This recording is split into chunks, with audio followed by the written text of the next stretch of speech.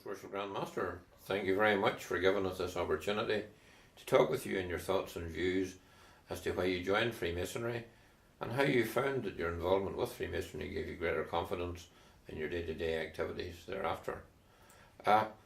One of the things always of interest to people who are not in the craft is the impact of our degrees when you get them.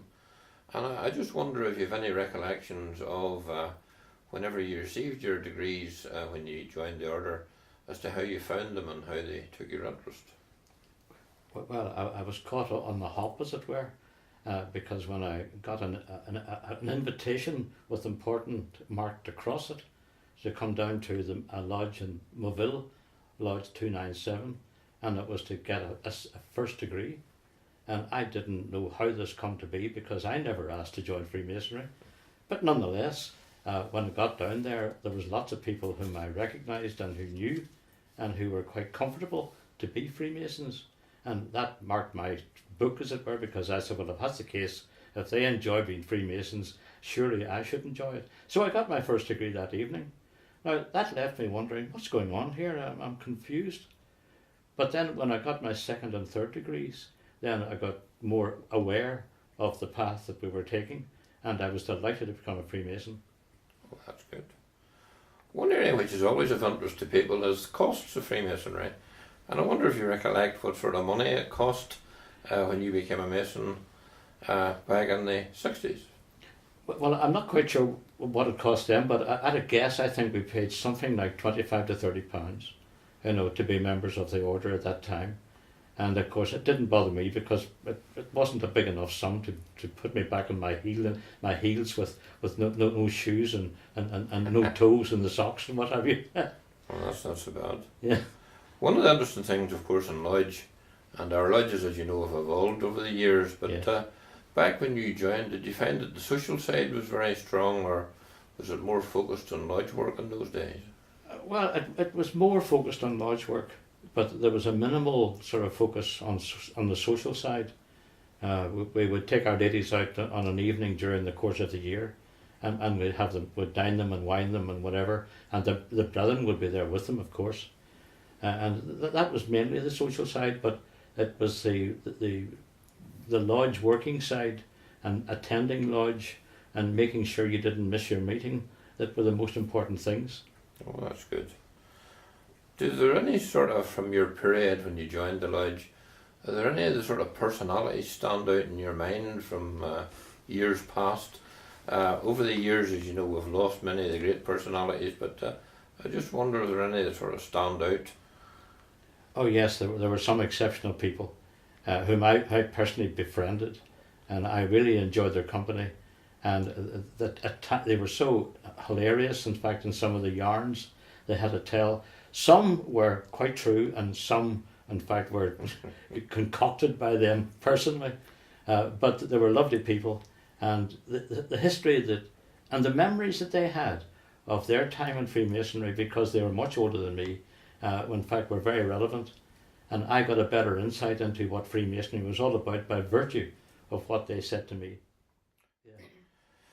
I know in my experience many brethren would tell you that they have gained a lot of useful experience in life, a lot of useful confidence from their experiences in Freemasonry, particularly in areas like public speaking, how to manage and organise meetings, and the importance of minute taking. And I just wondered if you found something similar in your experience. I certainly did. When I was young, I in fact had a stutter, and I had difficulty sort of speaking because of the stutter. And my grandfather, in fact, he got me to pick up a book and read a portion of the book. And when I stammered, he would stop me and say, right, take a deep breath and start again. And I did that. And eventually everything come good. But it did me good when I then got into the work scene, and in the work scene I was more confident, but I still needed more confidence than I had. I should say. I got involved then working in industry and having a solid job, in fact, which I enjoyed thoroughly, and I became a better person for it. Well, that's it. One of the joys, of course, of Freemasonry is that we all work in a particular area, whether it's construction or manufacturing or shopkeeping or whatever. And Freemasonry brings in a wide circle of people that we wouldn't normally meet in many other industries and professions. And again, would be one of the strengths in what we do. And I'm sure you would find that over the years you've met many fascinating characters from all kinds of areas of employment. Oh, I certainly have. I mean, we had people of all sorts, people who actually own businesses, people who were obviously working for a company, and also other inventors and such like, who were in fact focusing on specific issues well beyond my understanding, but nonetheless people who succeeded very well. And of course we were all friends, and we all in fact saw the merits of Freemasonry for us, because the tenets and the principles of the order fitted well into our thinking. Oh, that's very true.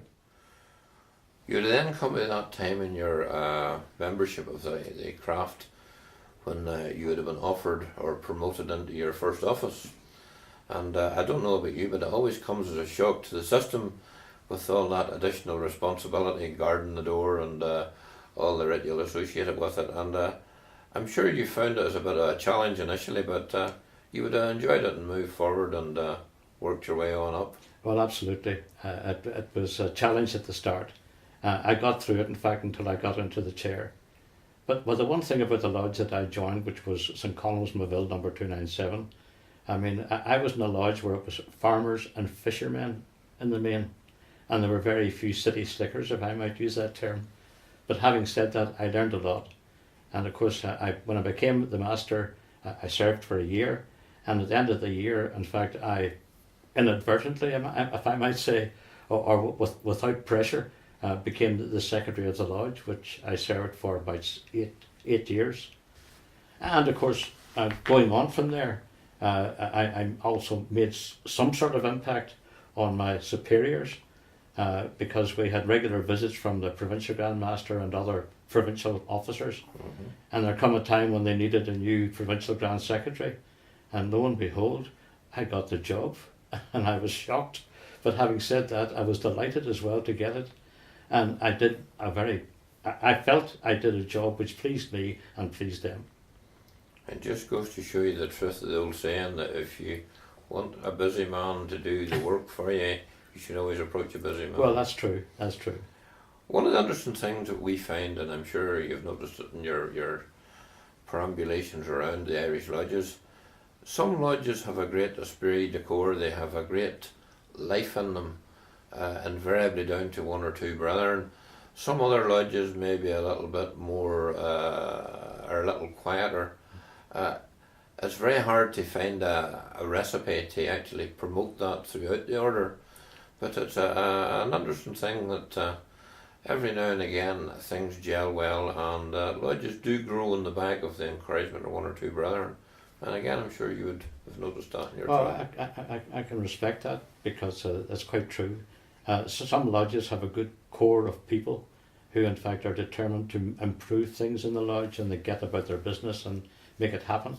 In fact, I might also add that you probably find that it's more the urban lodges, where the greater unity prevails compared to the rural, not the rural compared to the urban, I should say. And of course, as well as that, the lodges in fact who struggle on, it's usually one or two people who keep them going, and it's a pity that so few in fact engage in looking at the welfare of the lodge, and in the absence of the maybe 3/4 of the lodge members who simply come, go to the meeting, do their thing and go home. Oh, that's very true. And that takes us very neatly to the question of secrecy, a policy that seems to have inadvertently grown up in the period between the wars, and is now so much at variance with Grand Lodge policy. Again, I've heard you speak in the past of the importance of being a part of society and not apart from society, and I wondered if you'd like to expand a little on that. Well, it's vital that we are part of society. Our difficulty is that society in itself, many of them have misapprehensions about what we are and what we do, and we in fact have endeavoured with every vigour, I should say, to convince the public, the society, if you like, that in fact we are an honest to goodness organisation with very firm, very strong and acceptable principles and tenets, which in fact no one has any fear of the order, because in fact we live in relationships that are good with ourselves, and of course we do not in fact need or wish to bring in specific religions into our organisation, but the main criteria for joining is to believe in the Creator, the Supreme Being, who in fact formed all of this, and all sects are allowed, are available, and are urged to join if they feel inclined. Yeah. Well, that's good.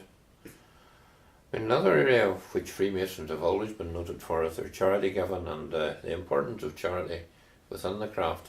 And I know again this has been an area of focus in your years as Grand Master.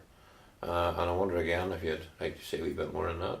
Well, the question of charity obviously is important in Freemasonry. There's two aspects to charity. There's first of all, we make a provision for our widows and our orphans, and of course any distressed brethren, and we have charity set aside for that purpose. As well as that, every 5 years or so, we have a Grand Masters Festival, and the function there is in fact to focus on the needs of society. So we take them in order as best we can, and we prioritise them, and eventually of course we may cover the whole band of those who need, but that's the direction we're going. Oh, that's excellent. I mean, the Grand Masters Festival, it's an area of great interest again to outsiders. They know a certain amount about it, but they don't really know much about the mechanics of it. But they can see the outcomes of it for people like the Alzheimer's Society, the Laura Lee Charity, and the various other charities that we supported over the years. But it's an interesting area which people are always interested as to how the charities are selected. I presume they have to approach Grand Lodge and make a request for support, and that'll be considered and supported in due course. Well, it happens in a twofold manner. At the start, of course, the Freemasons themselves determined what charities were worthy of assistance, and it could range for 1 or 2 or 3 charities.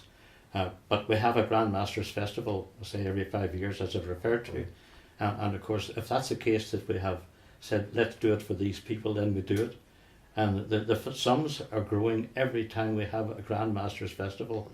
We're getting to tremendous limits. I think at the start we finished up about £200,000. The last charity we had was £600,000. So we're really actually going places in that regard. But having said that, there are certain people who would apply for help, and if they do apply and make us aware of their need, and we feel their need is better is worse. Or great is more needed than heretofore or from other sources, so we would favour them. I mean, one interesting area of the Grand Masters Festival which is very attractive to outsiders is the fact that we're Irish Ireland wide. We support charities in the north and the south, east and west without fear or favour, and that seems to stand in good stead over the years, and certainly brings favourable press to us. It certainly does. I mean, Irish Freemasonry covers all of Ireland. There's no discrimination with north, south, east, west. We're a block that are totally related to Ireland only, and we're actually very proud of our Irish working. Our ritual, in fact, is, I'm told by my elders, the supreme work that should be done in any Grand Lodge, but I'm not going to argue with those, in fact, in England and Scotland and anywhere else. But Irish working is often classified as the working, the ritual that is part of Freemasonry. Oh, that's true. I mean, one area which is of great interest is in Freemasonry itself. Brethren come along as young and enthusiastic. They enter an environment where they're getting support from older brethren and encouraged to get involved in the lodge. As they mature in middle age, they become more involved in the management of the order and provincial or Grand Lodge or whatever. And as more time passes, they then find that they have all their friends spaced throughout the various lodges in the country, and as they get a wee bit older, it can be a very useful social activity for many brethren who don't have many other opportunities to go out. And again, I think that's an area which you've been trying to encourage over the years. Very much so. It's a vital link. It really is. In fact, I mean, Freemasons throughout the world, regardless of constitution, they should all, in a sense, I mean, not firmly, but they should know each other and recognise each other by, obviously, the indications that they give. And of course, that in fact is the classical case of meeting a brother in a foreign land and coming to recognise that you're both brothers and you're both friends. Well, that's very true. I've enjoyed that myself over the years. Good, good. It's been a privilege, Most Worshipful Grand Master, sharing these few thoughts with you this evening, and I wonder if there's anything else you'd like to say to us on Irish Freemasonry and the great gift it's been to the world over the years. Yeah, undoubtedly it has been a great gift in Ireland especially, and as well as that we have tremendous relations with other Grand Lodges.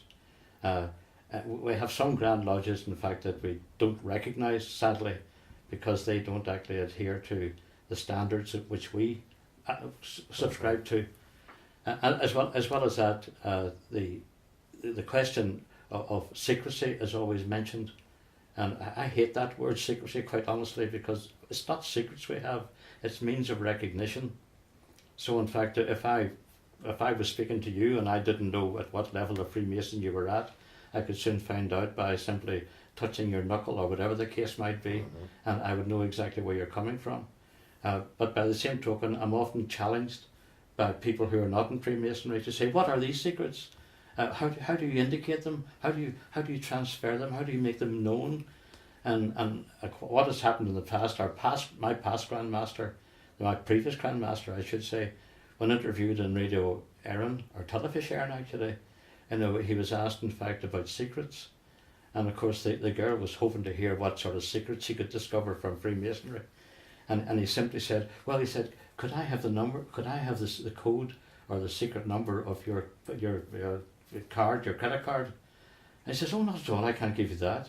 Well, I'm just the same. I can't give you my credit card number, all right, and that means I can't give you my secrets number, if you want to call it secrets, yeah.